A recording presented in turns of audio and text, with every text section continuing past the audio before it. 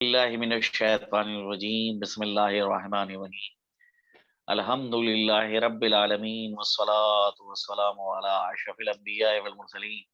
خاتم النبیین شفیع ذنوبنا و طبیب نفوسنا مولانا ابی القاسم محمد اللهم اللہم صل صلی على علی محمد محمد وعلى وعلی محمد وعجل فرج. وآلہ الطیبین الطاہرین ولعنۃ اللہ علی اعدائہم اجمعین من الان الى قیام یوم الدین اما بعد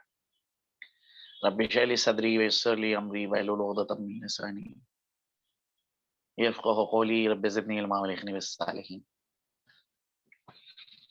جو سلسلہ ہم لوگوں کا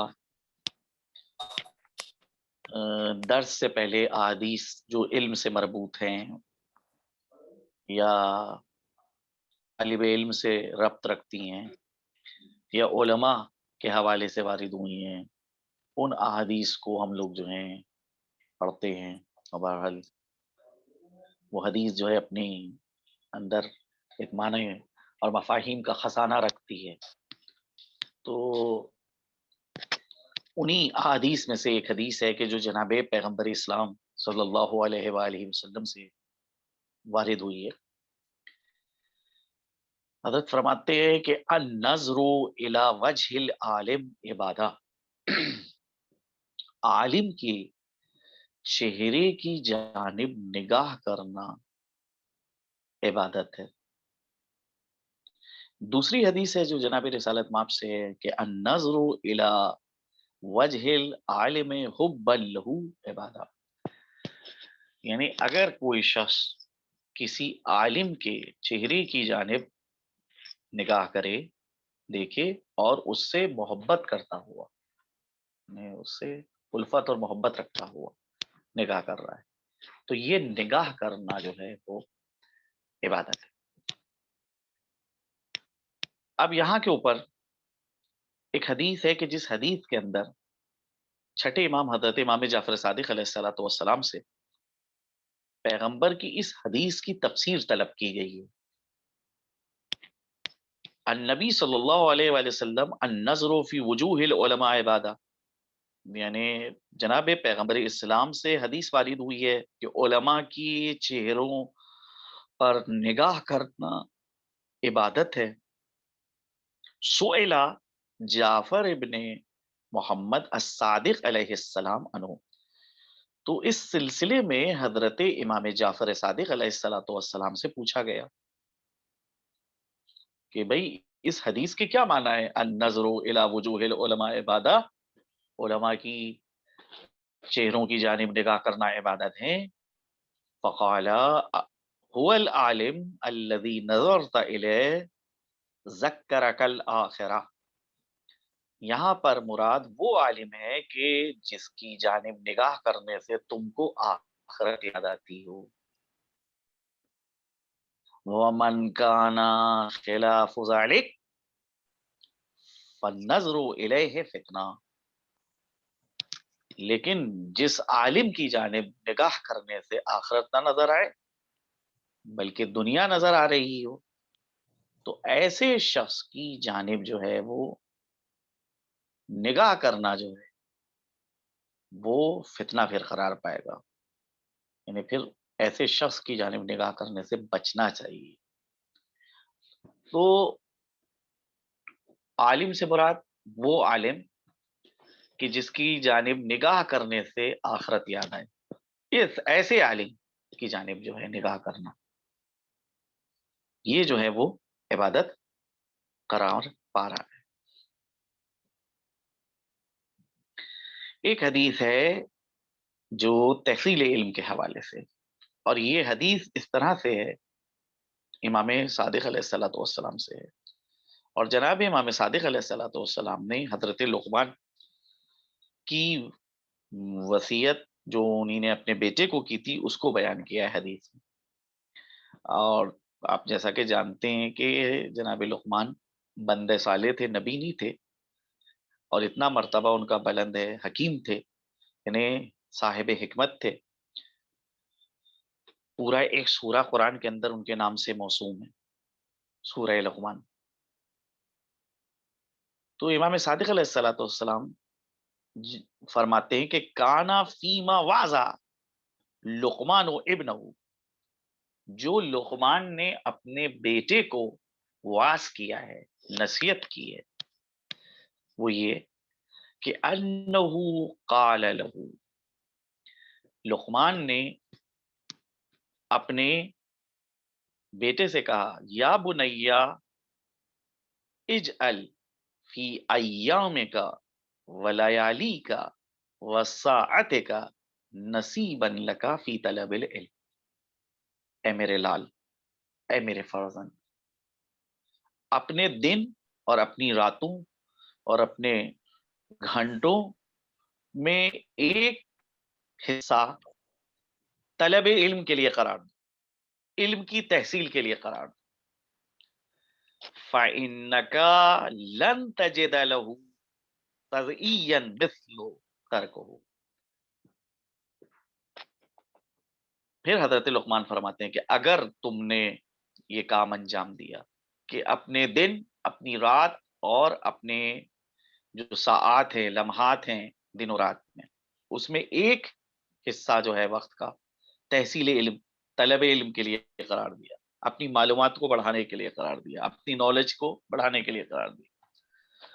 فَإِنَّكَ لَن تَجِدَ لَهُ تَضْئِيًّا مِثْلُ تَرْكِهِ، یعنی پھر تم اس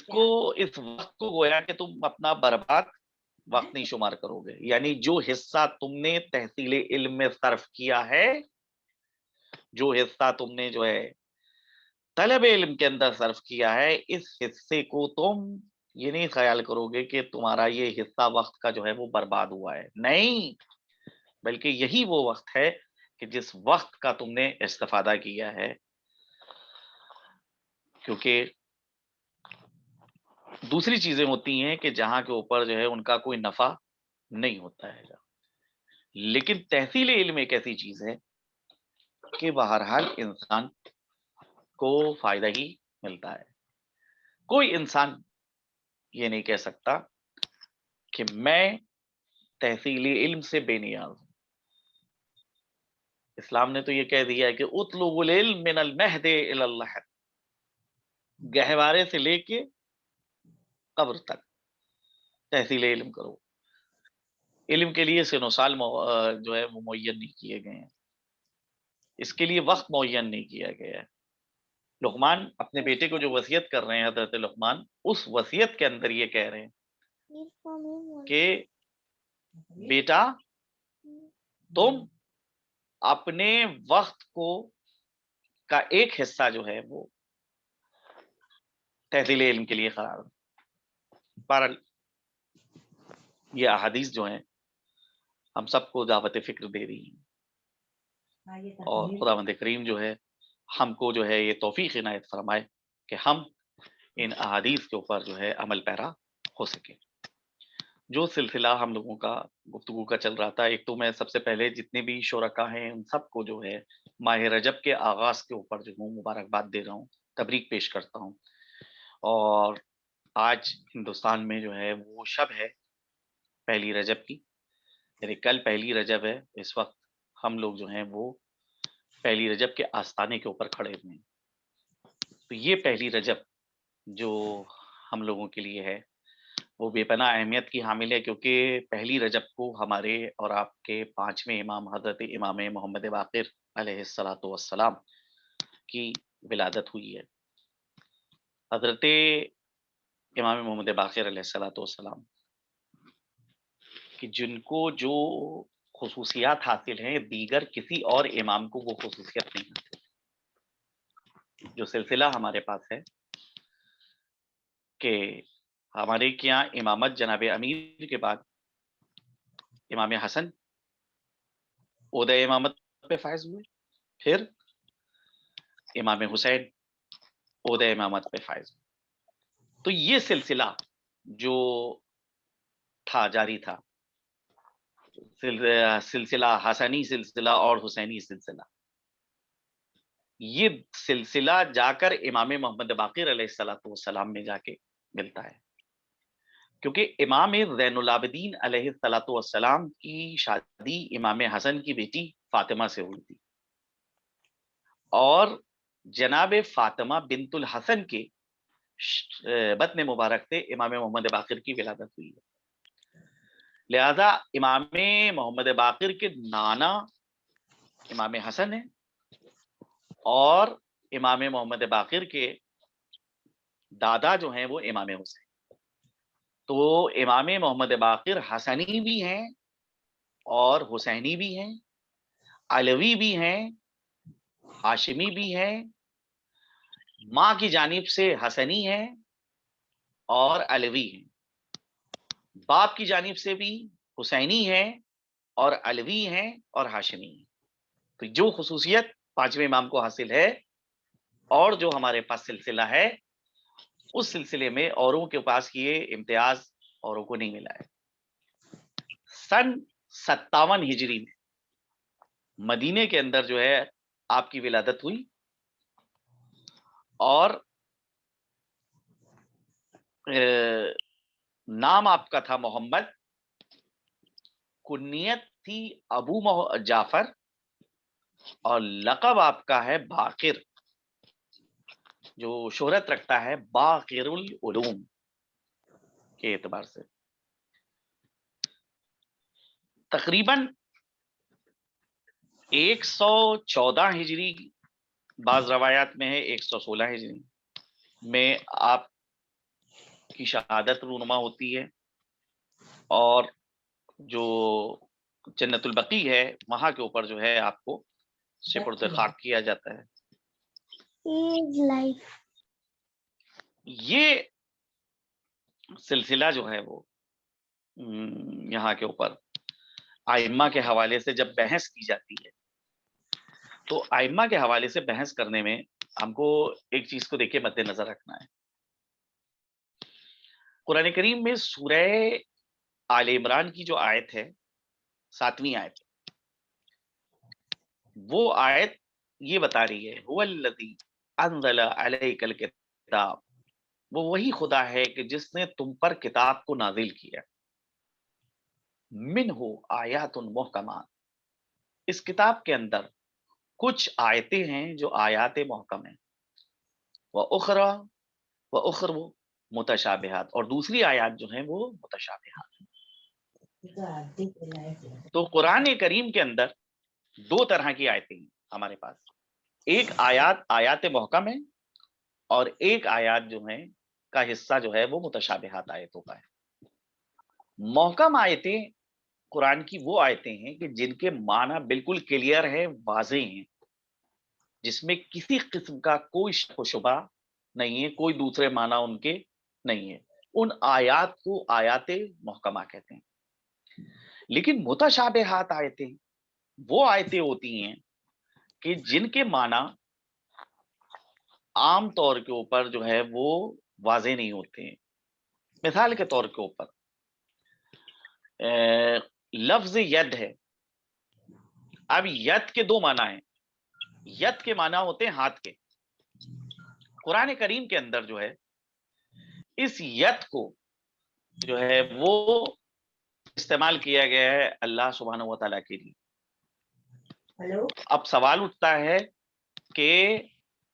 یہ لفظ ید جو ہے جو استعمال ہوا ہے اللہ سبحانہ و تعالیٰ کے لیے،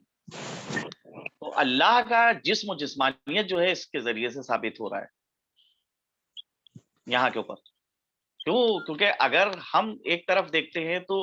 ایک طرف قرآن کی یہ آیت کہہ رہی ہے لیسا کمثلہ شیء، اللہ کے مثل، اللہ کا جیسی کوئی شخصیت نہیں۔ دوسری طرف جو ہے ایسی آیات قرآن کے اندر ہم کو نظر آ رہی ہیں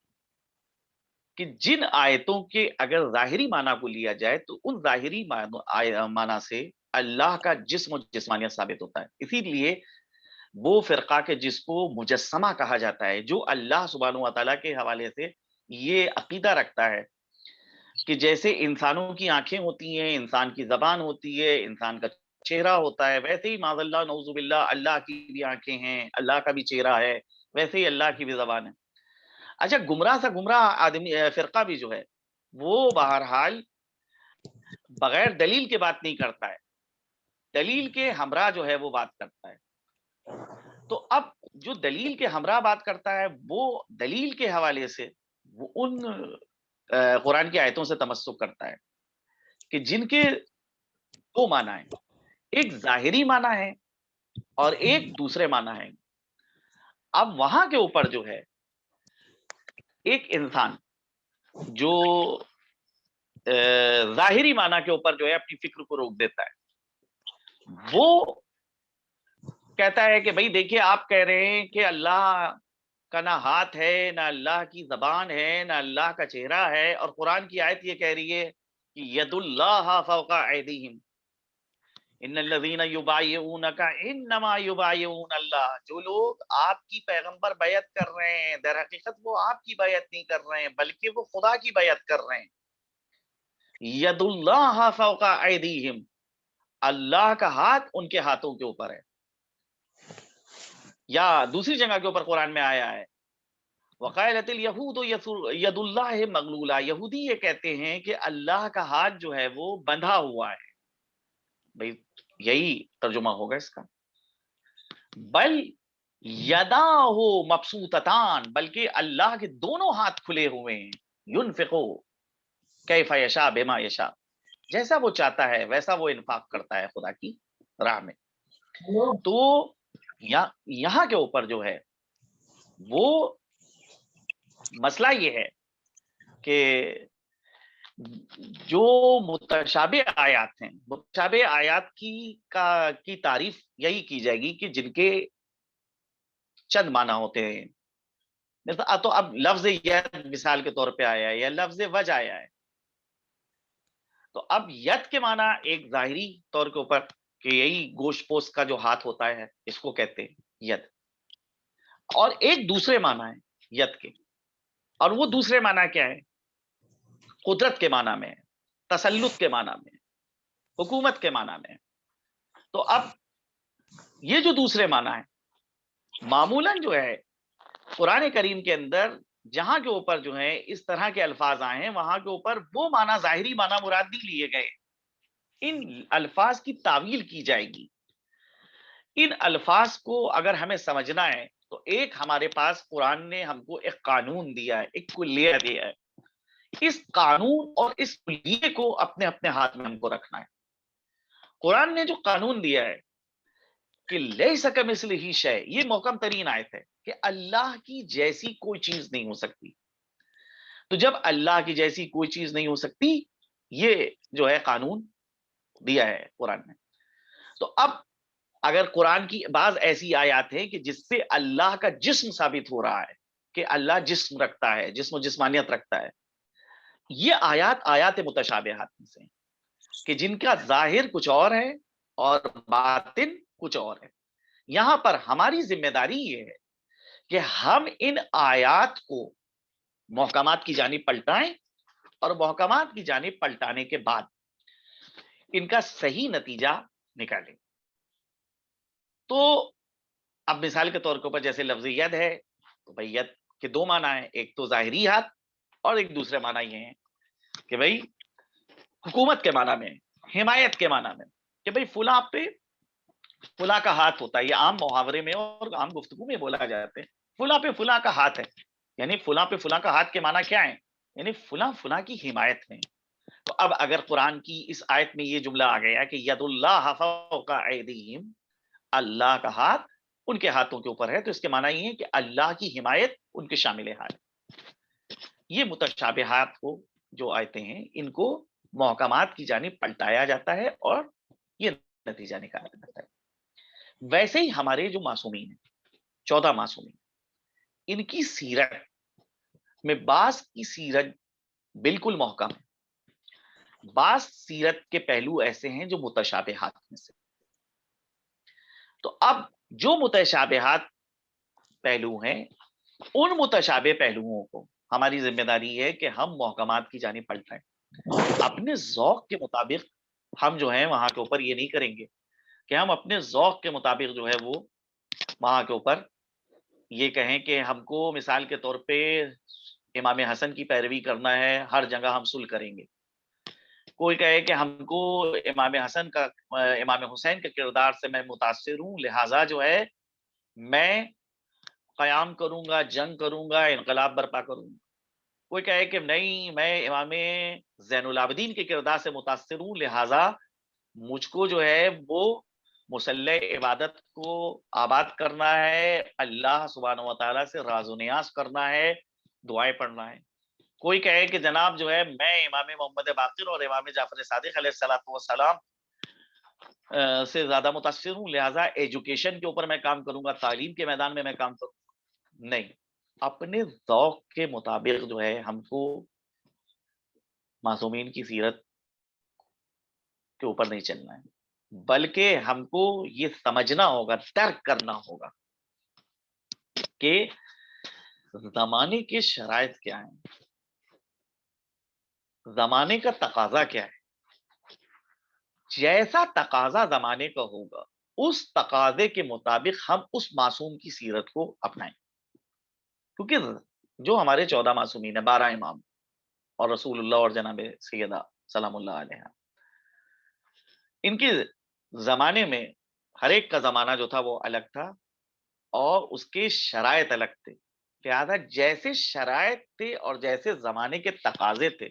اس تقاضے کے مطابق ہمارے یہ ائمہ جو تھے وہ عمل کرتے تھے اور وہ کردار جو ہے ہمارے لیے حجت قرار پاتا تھا۔ تو معصومین کی سیرت میں اس پہلو کو ہم کو مد نظر رکھنا ہے کہ سیرت کا یہ پہلو جو ہے وہ ہماری نگاہوں میں رہے گا کہ سیرت میں بعض چیزیں متشابہ ہیں اور بعض محکم ہیں، تو جو متشابہ ہیں ان کو محکمات کی جانب پلٹایا جائے گا اور اس سے صحیح حل اور صحیح رہنمائی جو ہے وہ حاصل کی جائے گی۔ بہرحال 5ویں امام کے حوالے سے اگر گفتگو کرنا ہے تو اس وقت کے سیاسی ماحول کے حوالے سے سب سے پہلے گفتگو کرنا چاہیے، کیونکہ یہ تو باتیں آپ دیکھیے سنتے رہتے ہیں، جو اور باتیں ہوتی ہیں، معجزات ہیں، جو علمی کارنامے ہیں، وہ آپ کے سامنے جو ہے وہ بیان ہوتے رہتے ہیں، لیکن خاص طور کے اوپر یہ پہلو جو ہے اس کے اوپر جو ہے وہ زیادہ روشنی نہیں ڈالی جاتی ہے کہ جو اس زمانے کے سیاسی حالات تھے کہ جب سے امام کا امامت کا سلسلہ آغاز ہوا ہے، یعنی 5ویں امام کی امامت کا سلسلہ سن 94 ہجری میں شروع ہوتا ہے، کیونکہ 94 ہجری میں امام زین العابدین علیہ الصلوۃ والسلام اس دنیا سے رخصت ہوتے ہیں، تو 5ویں امام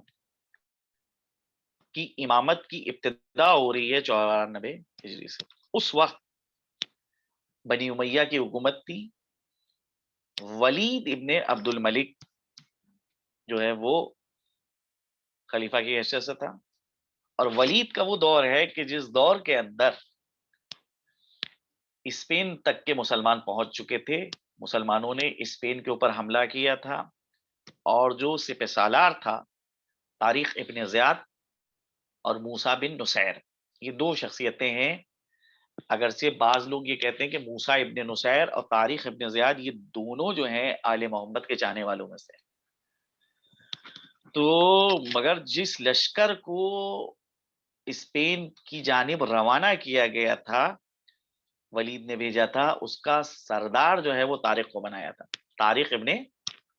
زیاد کو۔ طارق ابن زیاد اگرچہ موسیٰ ابن نصیر کا غلام تھا، موسیٰ ابن نصیر نے اس کو آزاد کر دیا تھا، اور آگے جو ہے یعنی طارق ابن زیاد گیا ہے اور وہاں جا کے اس نے اسپین کو فتح کیا ہے۔ دوسری طرف سے محمد بن قاسم، جس نے ہندوستان کے اوپر جو ہے وہ حملہ کیا، سندھ جو اس وقت ہندوستان کا حصہ تھا یہاں کے اوپر حملہ کیا، تو یہ سلسلہ جو ہے یعنی کہ حکومت اسلامی جو ہے یہ اتنی زیادہ وسعت پیدا ہو گئی اس کے اندر کہ اسپین تک کے اس کی سرحدیں پہنچ گئی، ادھر ایشیا میں جو ہے وہ ہندوستان کے اندر جو ہے وہ کا حصہ جو ہے وہ اس کی حکومت میں شامل ہو گیا۔ تو یہ فتوحات دوسرے ممالک کے اوپر 5ویں امام کے دور میں ہیں۔ بہرحال ولید ابن عبد الملک کا جو اور کردار ہے، وہ جو اس کو مورخین نے نقل کیا ہے، وہ کچھ کو بحث نہیں کرنا ہے، لیکن اس کے دور میں یہ چیزیں جو ہیں انجام پائی، اور یہ بعض لوگوں کو بہت جو ہے وہ بہرحال متاثر کرتی ہیں کہ بھئی یہ وہ دور ہے کہ جس دور کے اندر جو ہے اسلام جو تھا وہ ترقی کر رہا تھا، یورپ کے اندر داخل ہو چکا تھا، اور یورپ کو جو ہے مسلمانوں نے فتح کر لیا تھا۔ یہ اس حوالے سے جو ہے بعض لوگ جو ہیں وہ تعریف کرتے، لیکن ہم جب ائمہ کو دیکھتے ہیں تو ائمہ جو ہیں وہ اس قسم کے حملوں کی تائید نہیں کرتے، کیونکہ اس طرح کا اسلام جو پہنچ رہا ہے وہ حقیقی اسلام نہیں ہے۔ نتیجہ کیا ہوتا ہے کہ جس طرح سے اسلام جو ہے اسپین میں گیا اور پھر 800 سال تک کے مسلمانوں نے جو ہے اسپین کے اندر جو ہے وہ حکومت کری، اور اس کے بعد پھر جو ہے وہاں اس حکومت کا خاتمہ ہو جاتا ہے، اور اسپین سے جو ہے وہ مسلمان جو ہیں وہ نکال دیے جاتے ہیں۔ تو جہاں جہاں بھی جو ہے وہ اسلام اس طرح سے پہنچا ہے، بعد میں اگر اہل بیت اطہار کے نمائندے وہاں پر پہنچ گئے اور ان لوگوں نے جو ہے جا کر حقیقی اسلام سے لوگوں کو آشنا کیا،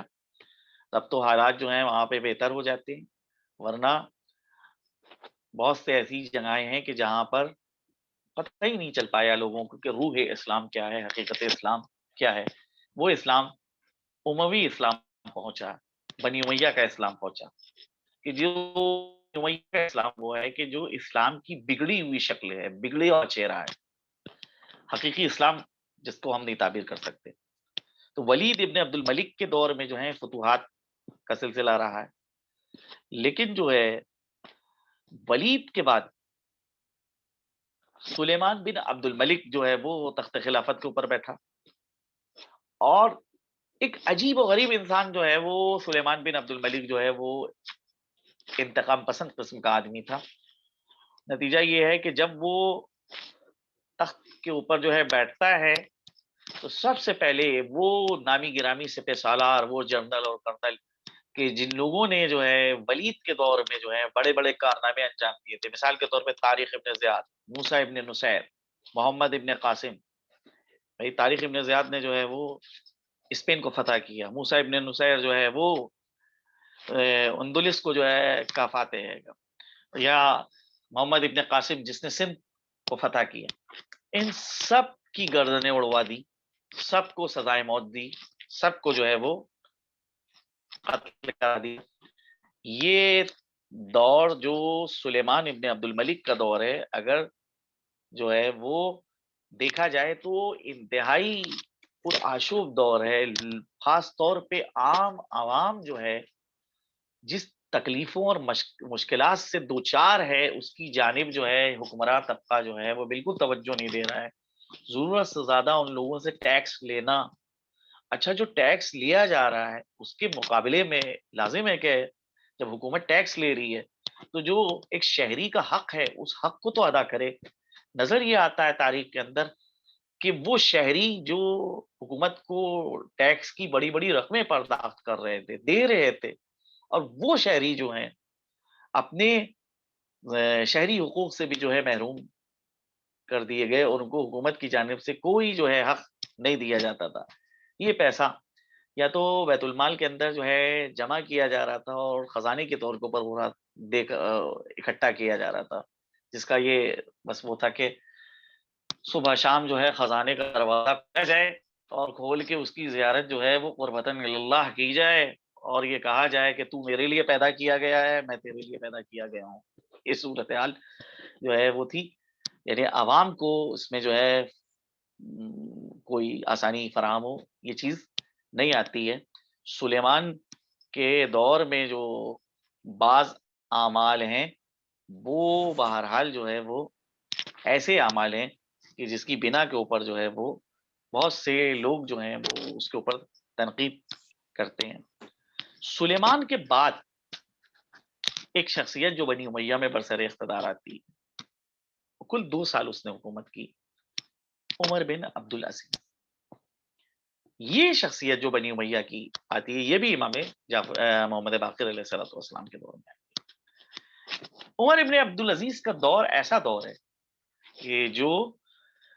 بہت اہمیت کا حامل ہے، کہ نسبتاً جو ہے عمر ابن عبد العزیز ایک پرہیزگار شخص تھا، اور جو بنی امیہ کے اندر خصوصیات پائے جاتے تھے ان ساری خصوصیات سے وہ جو ہے دور تھا۔ سب سے پہلی چیز تو اس نے یہ کی کہ جو گزشتہ حکومت میں مالی اعتبار سے جن لوگوں نے دھاندلیاں کری تھیں اور سرکاری خزانے کو جن لوگوں نے لوٹا تھا، وہ سارا جو ہے پیسہ جو ہے اس نے واپس لینا شروع کیا۔ حتیٰ خود عمر ابن عبد العزیز کی بیوی جو خود بنی امیہ میں سے تھی، تو اس کو جب خلافت ملی تو اس نے اپنی بیوی سے کہا کہ تمہارے باپ نے سرکاری خزانے سے تمہارا زیور جو ہے وہ خریدا تھا اور آمدہ کیا تھا، لہذا تم پر لازم ہے کہ وہ سارا زیور اتارو اور اتار کے سرکاری خزانے میں واپس کرو، کیونکہ تمہارے باپ کا یہ حق نہیں تھا، اس نے جو ہے غلط جو ہے وہ یہ پیسہ حاصل کیا۔ تاریخ کہتی ہے کہ جب اس نے اس طرح سے جو ہے وہ حکم دیا بیوی کو، تو بیوی نے جو ہے وہ شوہر کی بات مانی، اور ماننے کے بعد جو ہے وہ جو اس کی بیوی عبد الملک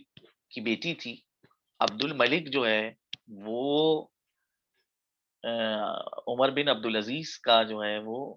رشتے میں چچا لگتا ہے، تو اس کی بیٹی تھی عبد الملک کی بیٹی فاطمہ نام تھا اس کا، اس نے بھی جتنے زیورات تھے وہ زیورات اتار کے جو ہے وہ حوالے کر دیے کہ سرکاری خزانے میں اس پیسے کو جو ہے جمع کر دو۔ تو اب مسئلہ یہ ہے کہ عدل و انصاف کو جب آپ سماج اور معاشرے کے اندر جو ہے نافذ کرنا چاہتے ہیں، اور چاہتے ہیں کہ جن لوگوں نے اقتصادی جو ہے فساد مچایا ہے، سرکاری خزانے کو لوٹا ہے، تو سب سے پہلے عدل و انصاف کے حوالے سے سوال اٹھتا ہے کہ خود جو ہے آپ اپنی ذات کو مد نظر رکھیں کہ آپ کی ذات کے اوپر عدل و انصاف نافذ ہوگا یا عدل و انصاف نافذ نہیں ہوگا۔ تو یہ چیز نظر آتی ہے کہ عمر ابن عبد العزیز نے جو ہے سب سے پہلے یہ کام اپنے گھر سے کیا، اور بہرحال جو اور خاندان والے تھے ان کو بھی بلایا اور کہا کہ یہ تم لوگوں کے پاس جو جائیدادیں ہیں، یہ جو زمینیں ہیں، یہ کہاں سے تمہارے پاس زمینیں ہیں، اور بڑی واویلا ان لوگوں نے مچائی۔ اس کا نتیجہ یہی ہوتا ہے کہ زیادہ دن حکومت ایسی نہیں چل سکتی، کوئی سازش کی جاتی ہے اور اس کو جو ہے زہر دے کے جو ہے ختم کر دیا جاتا ہے، 2 سال کے اندر اس کا جو ہے خاتمہ ہو جاتا ہے۔ مگر جو 2 کام اس نے کیے ہیں دوزداران آل محمد جو ہیں اس کے اوپر داد و تحسین دیتے ہیں۔ سب سے پہلا مسئلہ یہ کہ امیر شام معاویہ نے جو ایک غلط بدعت رائج کری تھی کہ ممبروں سے جناب امیر کے اوپر تبرہ بھیجا جاتا تھا، سب و شتم کیا جاتا تھا، لعنت بھیجی جاتی تھی۔ عمر ابن عبد العزیز نے اپنے دور میں، اور جب وہ اس نے اقتدار کو سنبھالا، سب سے پہلے یہ فرمان جاری کہ ممبروں سے حضرت علی کے اوپر جو ہے سب و شتم نہیں کیا جائے گا، نماز جمعہ کے خطبوں میں حضرت علی کے اوپر لعن طعن نہیں کی جائے گی۔ فرمان جاری کیا کہ لوگ جو ہیں وہ نماز جمعہ کے خطبے میں جہاں پر حضرت علی پہ لعن طعن کرتے ہیں، وہاں کے اوپر قرآن کریم کی یہ آیت پڑھیں کہ ان اللہ یامرکم بالعدل والاحسان وایتاء ذی القربى وینہی عن الفحشاء والمنکر، یعنی اللہ جو ہے وہ تم کو حکم دے رہا ہے عدل اور انصاف کا، اور اپنے رشتہ داروں کے ساتھ جو ہے بھلائی کے سلوک کا۔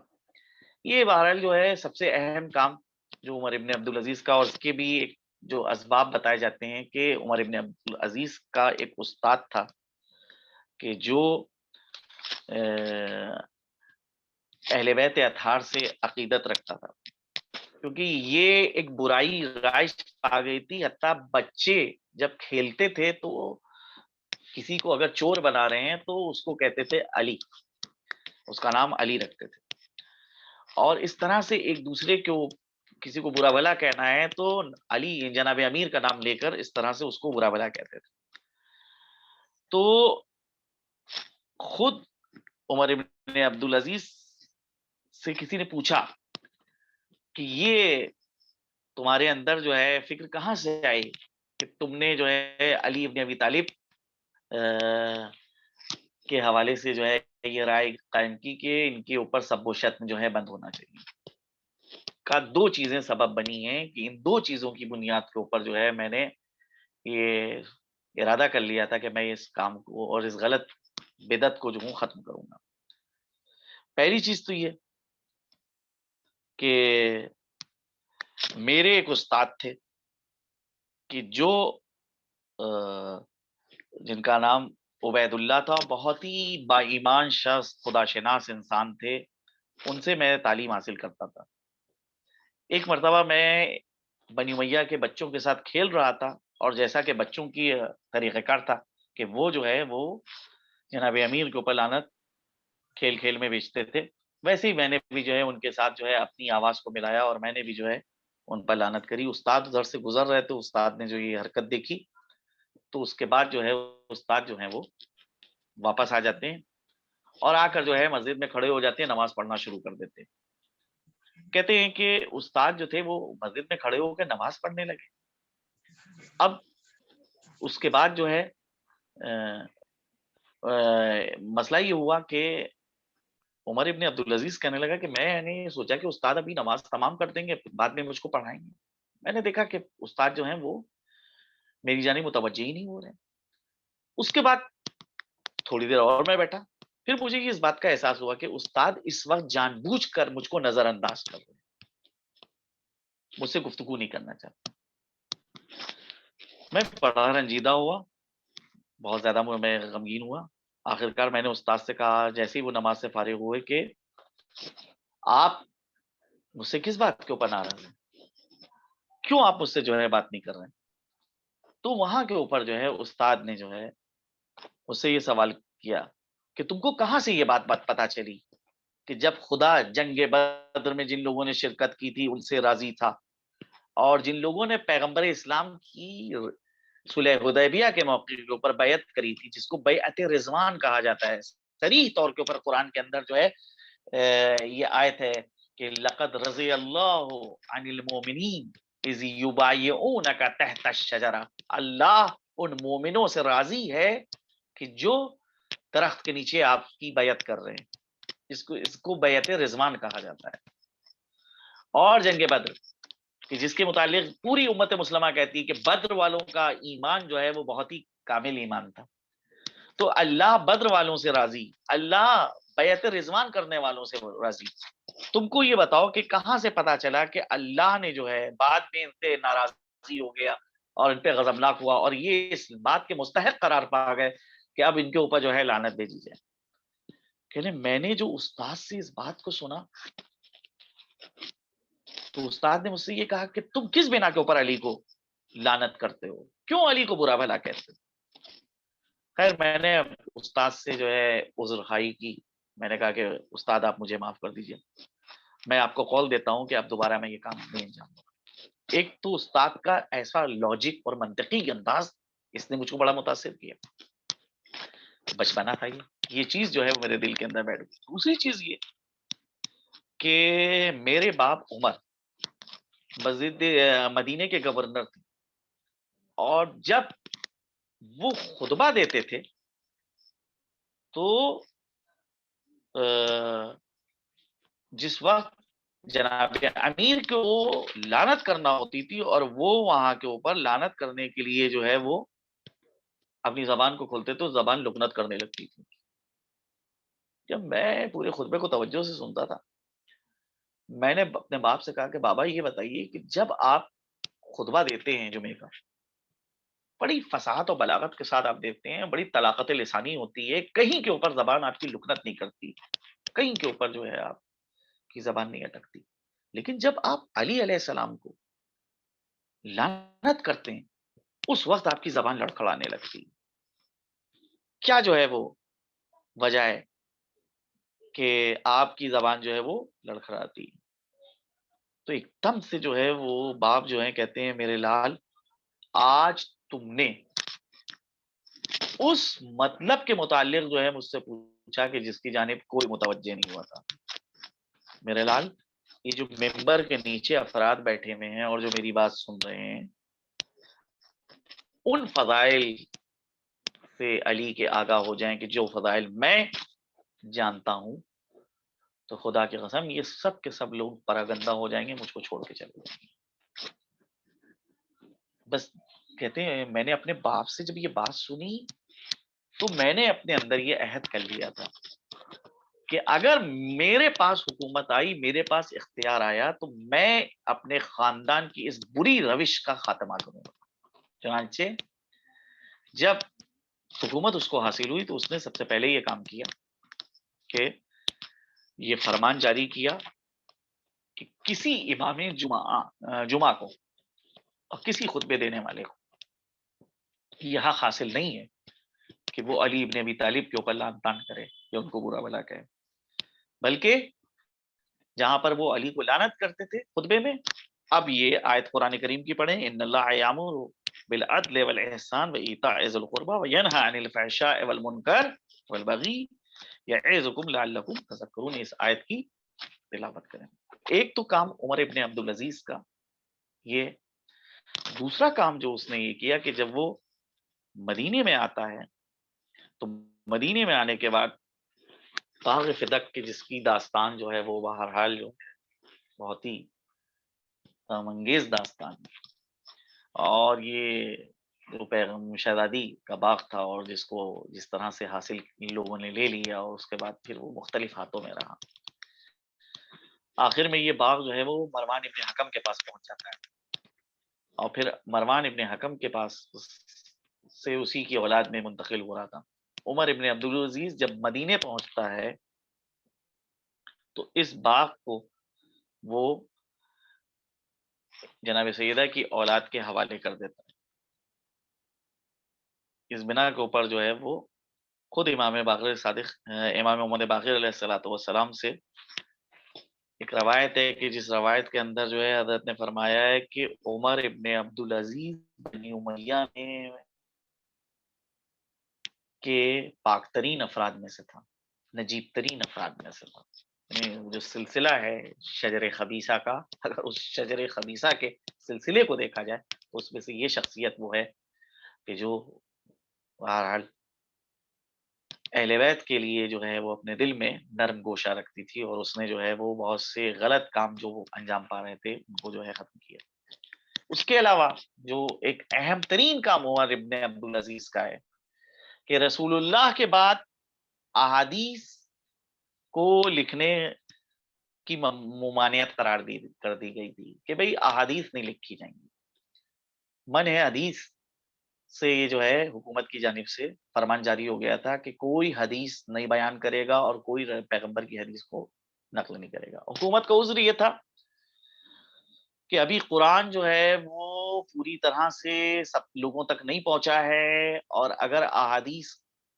کو لکھنا شروع کر دیا گیا، احادیث کو بیان کرنا شروع کر دیا گیا، تو نتیجہ یہ ہوگا کہ کہیں ایسا نہ ہو کہ قرآن اور حدیث آپس میں مل جائیں، اور پھر جیسے کہ گزشتہ امتوں میں ہوا کہ ان کی آسمانی کتابوں کے اندر تحریف ہو گئی، ویسے ہی جو ہے کہیں ان احادیث کی آمیزش سے جو ہے کتاب الہی کے اندر تحریف نہ ہو جائے، لہٰذا ممنوعیت قرار دی گئی۔ کسی کو اجازت نہیں تھی کہ وہ پیغمبر کی احادیث کو بیان کرے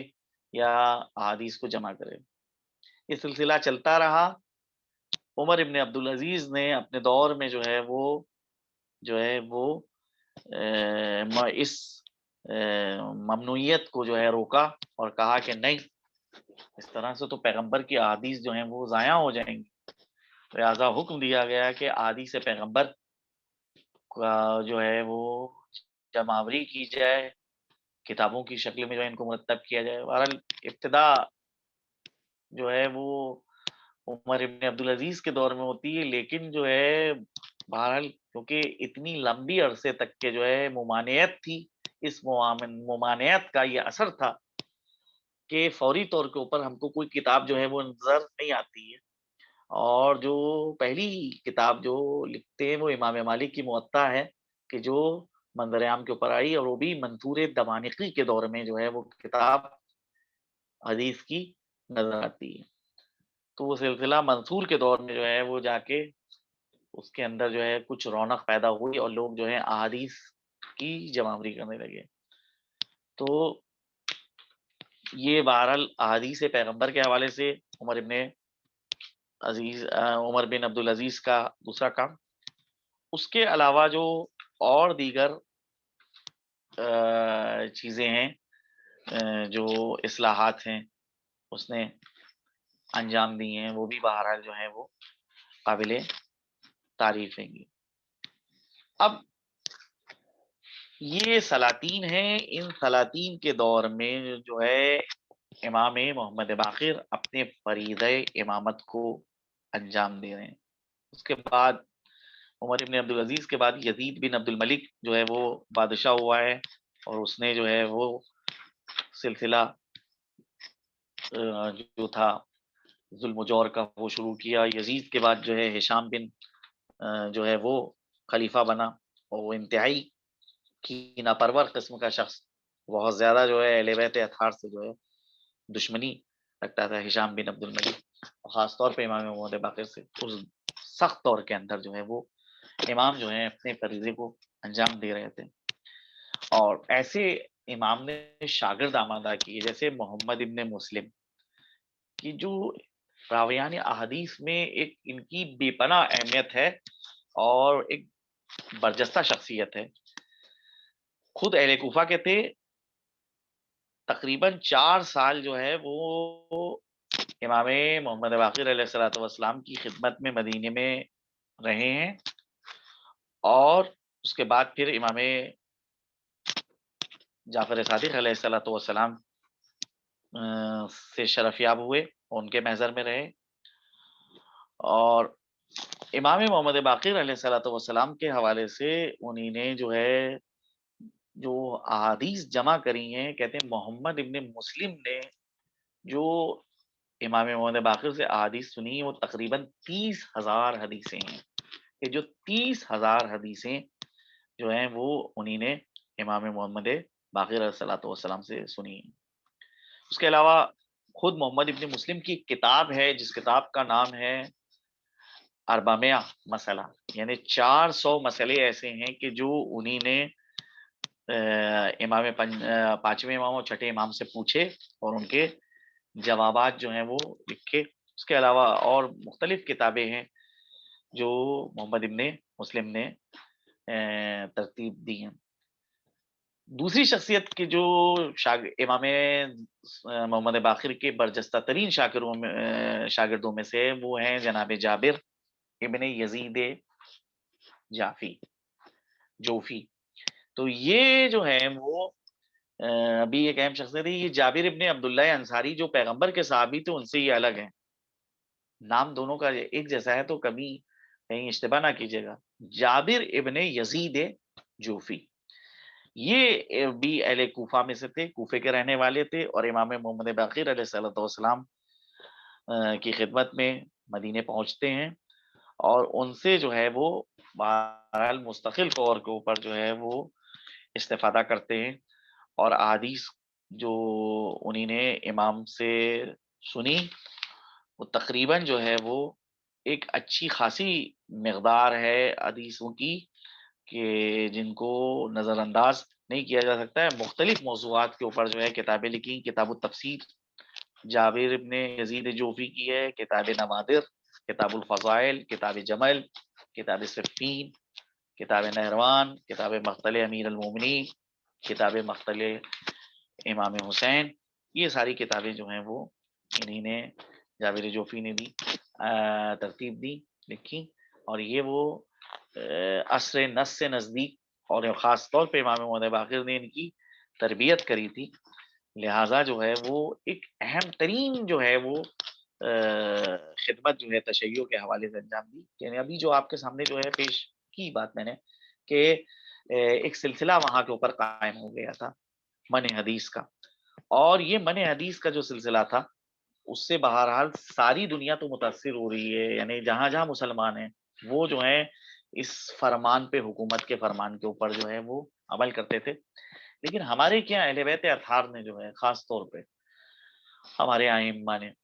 اس بات کا کے اوپر زور دیا کہ تم کو جو ہے وہ زیادہ سے زیادہ احادیث کو لکھنا ہے، احادیث کو ضائع ہونے نہ دینا، احادیث کی حفاظت کرنا ہے، احادیث کو تمہیں جو ہے بچانا ہے۔ تو اس بنا کے اوپر یہ ہے کہ ہمارے ائمہ کے اصحاب جو تھے وہ اس سلسلے میں بہت زیادہ انہیں نے ذوق و شوق کا مظاہرہ کیا اور احادیث جو ائمہ سے سنتے تھے ان کو جو ہے جمع کیا۔ لہٰذا ہمارے کے یہاں تو یہ سلسلہ الحمدللہ خدا کی عنایات میں سے ایک عنایت ہے کہ یہ چیز قائم رہی۔ دوسری چیز جو حضرت کے ارشادات ہیں اور جو علمی کارنامے، مثال کے طور کے اوپر جو ایک اہم ترین حضرت کا علمی کارنامہ ہے کہ پانچویں امام کے دور تک مسلمانوں کے پاس خود ان کی کوئی کرنسی نہیں تھی، یعنی آپ حکومت دیکھیں کتنی بڑی حکومت ہے کہ سندھ کے آگے تک کے جو ہے اس حکومت کے حدود آ چکے ہیں، اور دوسری طرف جو ہے دیکھتے یہ ہے کہ ادھر اسپین تک کے جو ہے مسلمانوں کی حکومت پہنچ چکی ہے، لیکن جو ہے وہ ابھی مسلمانوں کے پاس جو ہے خود ان کی کرنسی نہیں تھی، روم کے سکے اور روم کی کرنسی جو ہے وہ یہاں کے اوپر چلتی تھی۔ چنانچہ ایک مرتبہ عبد الملک ابن مروان نے ایک سکہ تھا، جس سکے کو یا ایک نوٹ ٹکڑا تھا کاغذ کا جس کو استعمال کیا جاتا ہے، وہ اس ٹائم درہم و دینار استعمال ہوتے، تو درہم و دینار جو ہے وہ سکوں کی شکل میں ہوتے تھے، کاغذ کی کرنسی نہیں تھی۔ تو اس سکے کے اوپر کچھ لکھا ہوا تھا رومی زبان میں۔ عبد الملک ابن مروان نے جو ہے اس کو جو ہے ایک سے کہا کہ یہ رومی زبان میں کیا لکھا ہوا ہے اس سکے کے اوپر، اس کا ذرا عربی میں ترجمہ کرو۔ تو پتہ یہ چلا کہ اس کے اوپر جو ہے وہ ان لوگوں نے عقیدہ تثلیث کو لکھا ہے کہ باپ، بیٹا اور روح القدس یہ تینوں ایک ہیں اور ایک تین ہے۔ عبد الملک ابن مروان نے کہا کہ یہ سکے ہماری حکومت میں چلتے ہیں، اسلامی حکومت میں ہم جو توحید کے دم بھرتے ہیں، رسول کا کلمہ پڑھتے ہیں۔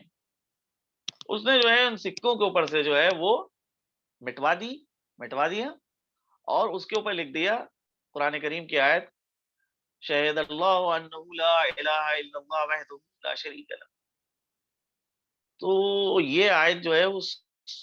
سکے کے اوپر جب لکھی تو قیصر روم کو جب یہ بات پتا چلی تو قیصر روم نے عبد الملک ابن مروان کے پاس اپنا سفیر بھیجا اور ساتھ میں ہدیے بھی بھیجے اور کہا کہ یہ جو آپ نے کام کیا ہے کہ ان سکوں کے اوپر جو ہے یہ آیت لکھوا دی اور وہ جو ہماری عبارت تھی اس کو مٹوا دیا ہے، اس کو جو ہے ویسے ہی کر دیجیے اور ان سکوں کو منسوخ کیجیے، یہ سکے جو ہے نہیں چلنا چاہیے۔ عبد الملک ابن مروان نے اس کے ہدیے کو لینے سے انکار کر دیا اور کہا کہ جو میں کام کر چکا ہوں وہ میں اس سے جو ہوں باز نہیں آؤں، یہی سکے چل رہیں گے اور ان پہ یہی آتی کندہ کر دی وہ چلے گی۔ اس کے بعد پھر اس نے جو ہے دوبارہ پھر ہدیے بھیجے، کہا لگتا ہے کہ جو پہلے ہدیے ہم نے اور تحفے بھیجے تھے وہ آپ کی شان اور شخصیت سے کم تھے، یا اور بھیج رہے ہیں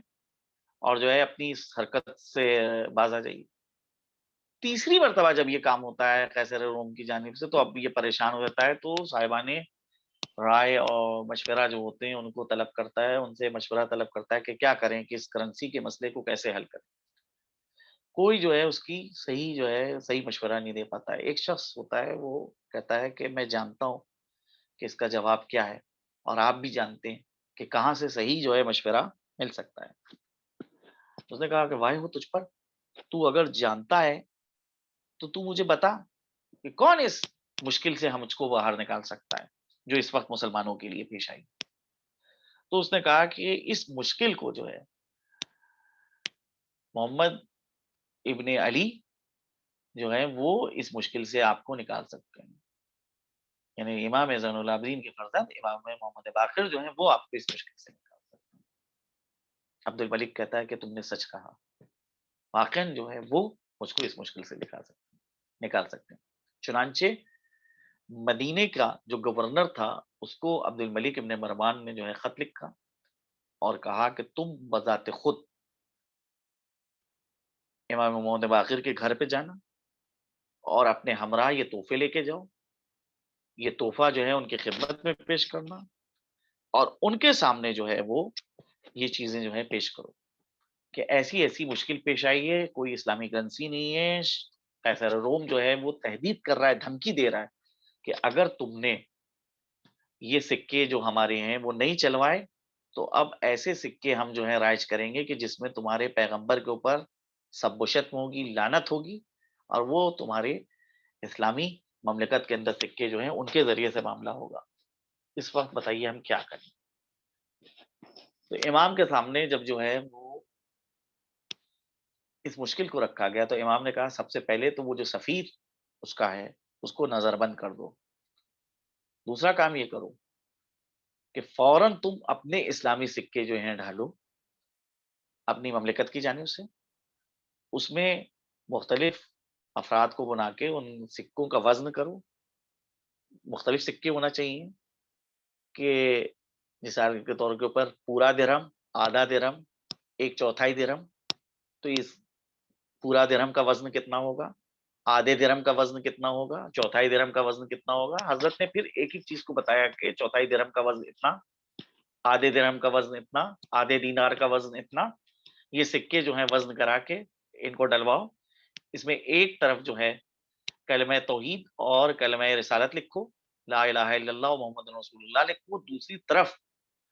اس سکے کا وزن لکھو اور جس جگہ یعنی جس شہر میں یہ سکہ ڈھل رہا ہے وہاں کے اوپر جو ہے اس شہر کا نام لکھو اور یہ پوری مملکت اسلامیہ کے اندر ان سکوں کو بانٹ دو اور لوگوں سے کہو کہ انہی سکوں کے ذریعے سے وہ معاملہ کریں گے،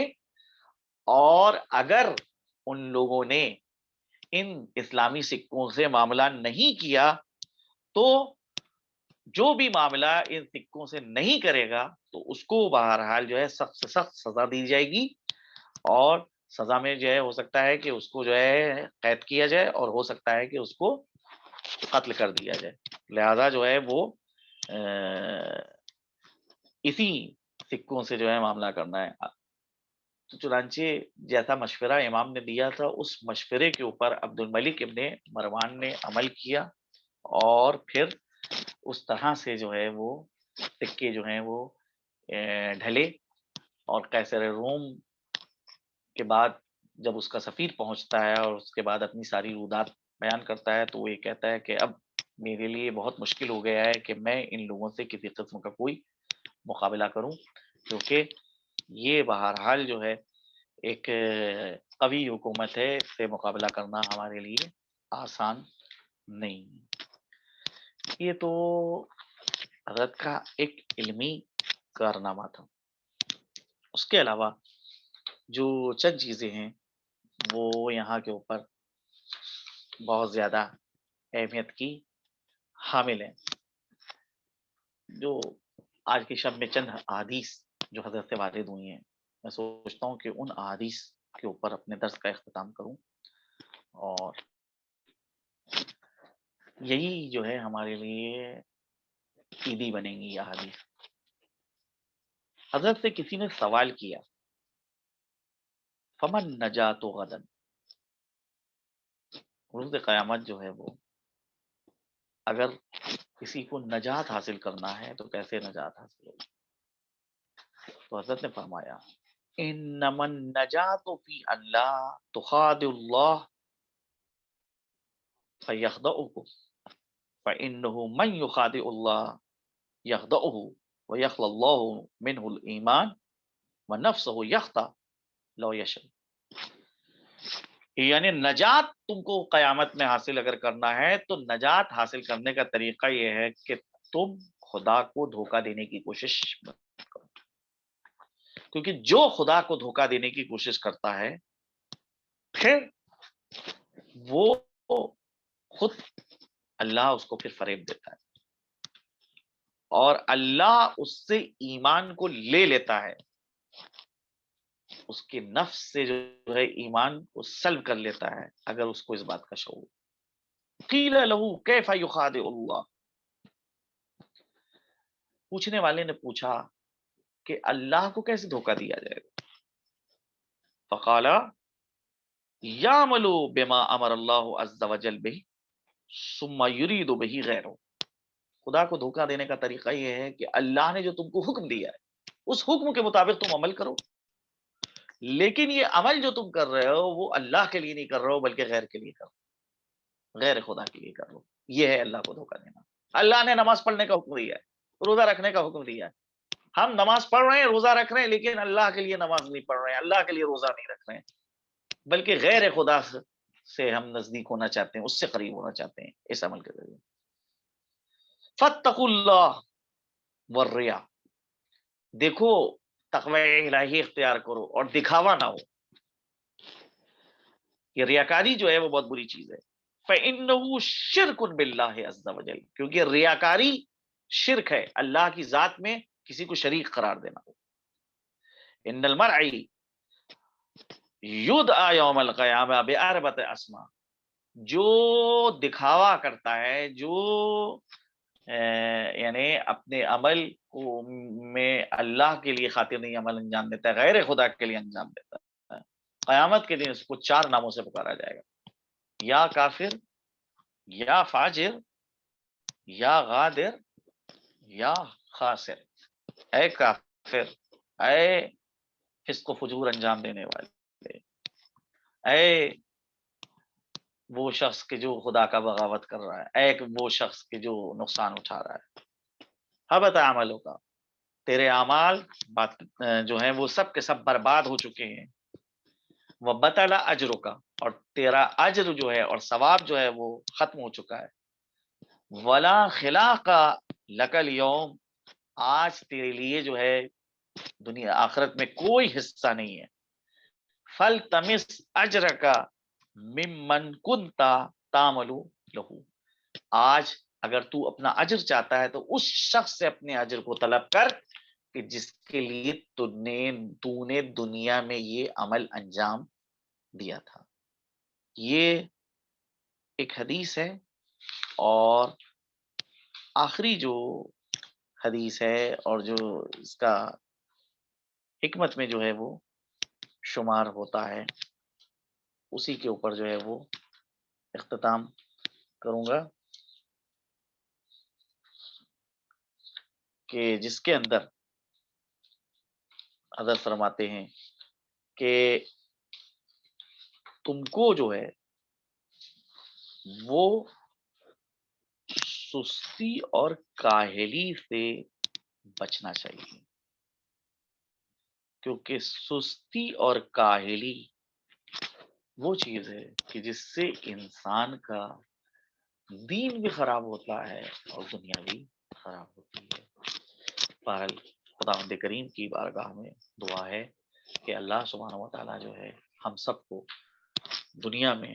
حضرت کی زیارت عنایت فرمائے اور آخرت میں ان کی شفاعت عنایت فرمائے۔ وآخر دعوانا والحمدللہ۔ اگر درس کے حوالے سے کسی